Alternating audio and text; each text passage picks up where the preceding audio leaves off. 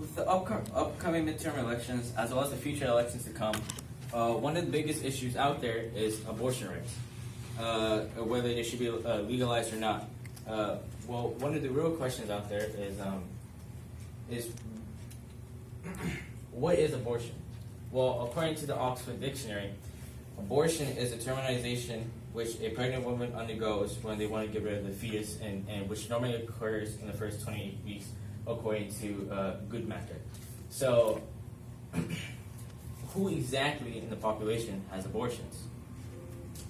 So, according to Goodmaker, in the year 2014, historically speaking, the U.S. has received only 14.6% of the population to receive abortions, which is a historic low compared to all the other years from back all the way to 1973. So, ethnically, it does have an effect upon who receives an abortion and who doesn't, and as well as economically. So, economically speaking, normally poor women receive higher percentage of abortions. In the year 2014, 49% of people below the federal poverty line receive abortions, and only 26% above the poverty line receive abortions. Ethnically speaking, black, non-Hispanic women tend to have a higher chance of getting abortion, 27.1% since the year 2014, rather than white non-Hispanics who receive abortion, which is an average around 10% in the year 2014 as well. And the real question is, why do people get abortions in the first place? Well, according to BBC, many people tend to get abortions due to the fact of the baby might contain a large physical handicap, a mental disability, or even a genetics problem, such as Huntington's disease or extreme severe of brain disorders. There are also economic reasons or social reasons, such as poverty. If a mother cannot sustain her child for a long period of time, then they realize that the child will not have a successful life, or they would not have a very pleasant life. So they decide to, get abortion. As well as a family may contain numerous children. So let's say a family is 7, they don't necessarily want another 8th child, so they tend to get abortion. Or if the mother is too young to cope with the difficulties of a child that may produce, such as a 15-year-old or a 20-year-old just going into college. And in very most rare cases, there are government policies that restrict the number of children you can have. For example, China restricts, back in the day, China restricts family members to only have at least one child. And we have the second one, you either get rid of it as abortion or put it up in an orphanage. And the reason that the governments do this is to either limit the population size or to increase the population's health. Now, with all these facts in mind, what exactly makes someone become pro-choice or pro-life? An example. So there are basic facts or basic ideals that many pro-choice followers have, such as basic moral and human rights and protest ideals. So one of the main things is that according to the Guardian and Jean Hannah Edison, the legalization of abortion or even the abolishment of abortion does not make abortion disappear. Abortion is inevitable. It has been seen throughout human history.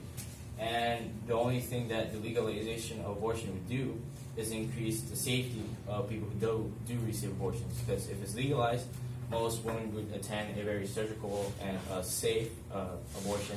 And if abortion is illegal, many people would tend to find other ways and unsanitary ways to receive an abortion.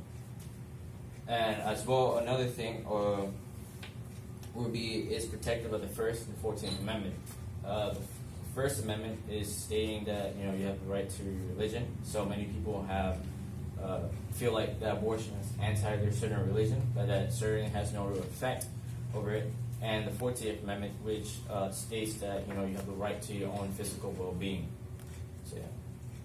And of course, the famous slogan, "My body, my choice, my rights," as described by Olivia Plan in Aspire. She states that people have their own rights to take care of their own physical well-being, as stated before. So yeah. Now, what about the other side of the argument? So what makes people go pro-life instead of pro-choice? So the basic idealism is that a fetus is equivalent to life. and to get terminated alive is murder, and as you know, shouldn't be done in the common day society. So, according to Millie Aaron in a US Today article, she states that there's nothing, who is again a feminist supporter, states that there's nothing empowering about killing an innocent unborn child. So she says she does agree with certain feminist laws, you know, that all people should be equally politically and socially and economically, but she does not agree with the killing of an unborn child due to the fact that she believes that fetus is considered a human life, and the termination of one is, you know, unmorally correct. As well as in the famous case of Roe versus Wade, the Congress states that a fetus is considered 28 weeks. Once it reaches the age of 20 weeks, is considered a human life. So abortion, anything above that is wrong. Other thing is with all these facts, you know, it really makes you really think of, like, you know, what makes abortion good or bad to you. So, you know, it is really good for you for the upcoming midterm elections to who you decide should represent your ideals and who represents you, the American people. Do you guys have any questions? What are your standings on abortion? My standing is that it is pro-choice due to the fact that it's protected by amendment, and really there isn't anything legally wrong about it as long as abortion happens before 28 weeks. What was that, like, on the slide? It was like surgical tools, you said, like surgery and stuff. What was the coat hanger for?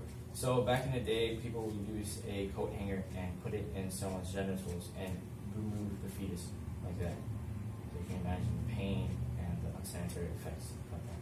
So